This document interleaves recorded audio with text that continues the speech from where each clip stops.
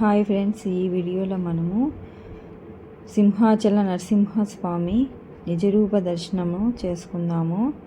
నీటిపై రంగులతో సింహాచల నరసింహస్వామి చిత్రాన్ని అద్భుతంగా వేసి కళాకారిణి రేవతి అందరినీ ఆశ్చర్యపరిచారు.